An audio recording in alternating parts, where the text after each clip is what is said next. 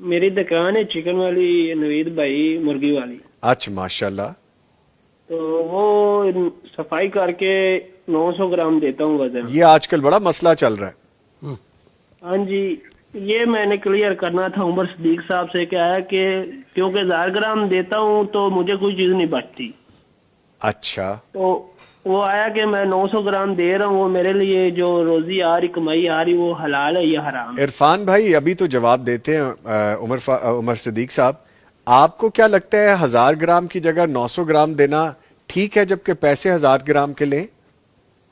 ठीक तो नहीं है, लेकिन वो हाँ। फिर मुझे कुछ कोई चीज नहीं बचती, तो इसलिए मैं नहीं। बहुत परेशान हूँ इस मामले में। नहीं नहीं नहीं नहीं, अल्लाह ताला जब आप सीधी राह पे चलते हैं ना तो ऐसी राहें खोलते हैं आपके लिए कि जिसके लिए आपने खुद भी नहीं सोचा होता।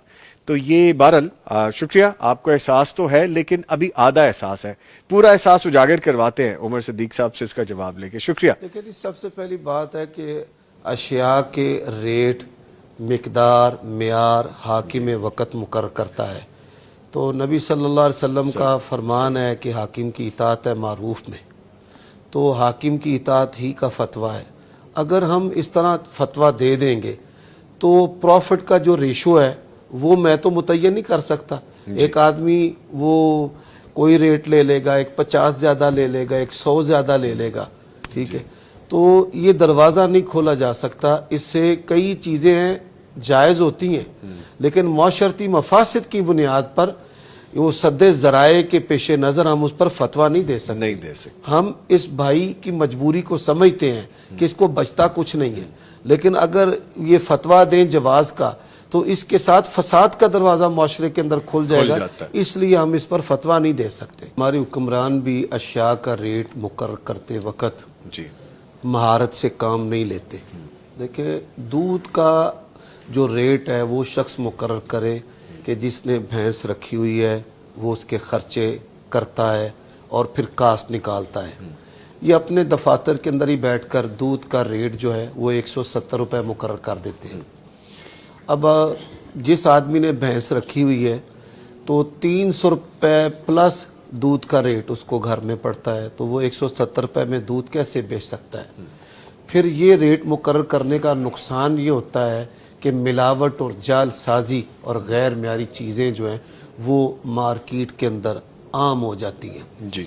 तो शरीयत का ये ज़ाब्ता है, फसलू अहल ज़िक्र इन कुंतुम ला तालमून। माहिर फ़न जो कोई चीज़ बनाने वाली फैक्ट्री है उससे उसकी बुनियादी बेसिक प्राइस लेनी चाहिए और फिर उसके ऊपर एक प्रॉफिट रेशो रख कर चीज़ को फ़रोख्त करना चाहिए। इस हवाले से मल्टी नेशनल कंपनियां जो हैं उन्होंने एक स्टैंडर्ड को टच किया है, लेकिन जो लोकल गवर्नमेंट और जो लोकल मार्केट में उसके अंदर कोई म्यार नहीं। बाकी मजीद भट्टी साहब इस पर अपना तबसरा ज़रूर फरमाएं। वो जो भाई कह रहा था ना, मुझे 100 ग्राम ही बचता है जी, तो ये भी गलत बयानी है जी। हलाल में बरकत है और हराम अगर 200 ग्राम भी रख लेंगे कोई तो बरकत कोई नहीं होगी। कोई बरकत नहीं। पहली बात तो ये है। दूसरी बात ये है कि जब आपसे गोश्त उसने मांगा है 100,000 ग्राम के पैसे दिए हैं तो आप उसको गोश्त दें, ना कि आप अंतड़ियाँ उसके साथ ही सारी रहने दें।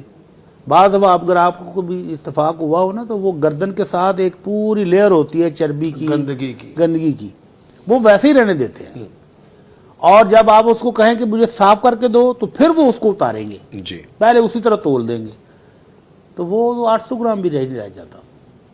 और फिर इनकी ये अंतड़ियां भी बिक जाती हैं, वो सारी लावे जितनी है वो सारी बिक जाती है, सारी बिकती है जी।